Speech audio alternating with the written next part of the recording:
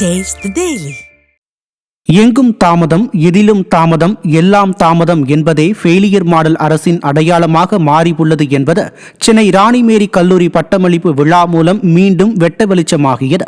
ராணிமேரி கல்லூரியில் 3 ஆண்டுகள் கழித்து பட்டமளிப்பு விழா நடத்த ஏற்பாடு செய்யப்பட்டது. காலை 8:30 மணியளவில் 2000க்கும் அதிகமான மாணவிகள் குடும்பத்தினருடன் கூடினர். ஆனால் ஃபெயிலியர் ஸ்டாலின் மாடல் அரசின் அமைச்சர் செழியனோ நீண்ட நேரமாகியும் வரவில்லை. அதனை கண்டிக்கும் வகையில் மாணவிகள் விழாவை புறக்கணித்து வெளியேறினர். கொரோனா காலத்தில் படிப்பை முடித்த எங்களுக்கு அப்போதும் பட்டம் வழங்கவில்லை, இப்போதும் இப்படி அமைச்சர் அலட்சியம் செய்கிறாரே என மாணவிகள் ஆவேசப்பட்டனர். 2022 தான் டிகிரி முடித்தேன். குயின் மேரிஸ் காலேஜில் தான் படித்தேன். இப்போ தான் 3 இயர்ஸ்க்கு அப்புறம் எங்களுக்கு டிகிரி தராங்க. பட் காலைல ஒரு 8 o'clock வர சொல்லிட்டாங்க.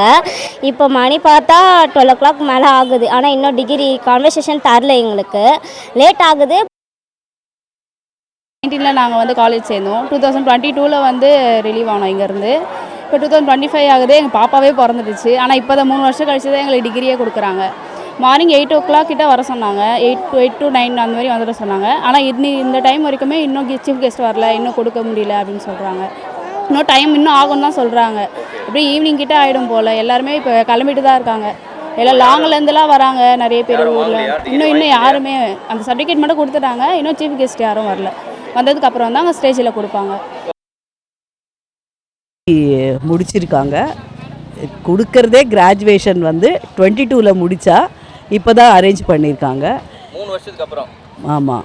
அப்புறம் எப்போ 9 o'clock நாங்கள் வந்து 8:30க்கு ரீச் ஆக சொன்னாங்க. 9 o'clock வந்தோம். ஸ்டில் ஒரு ஹையர் எஜுகேஷன் மினிஸ்டருக்கே இதனோட இம்பார்ட்டன்ஸ் தெரிலனா நார்மல் அவங்களுக்கு எப்படி தெரியும்? அவர் வந்து அந்த டைமை கீப்பப் பண்ணணும்ல. மதுரை மீனாட்சி பெண்கள் கல்லூரியில் மாணவிகளை வெறிநாய் கடித்ததில் 3 பேர் காயமடைந்தனர்.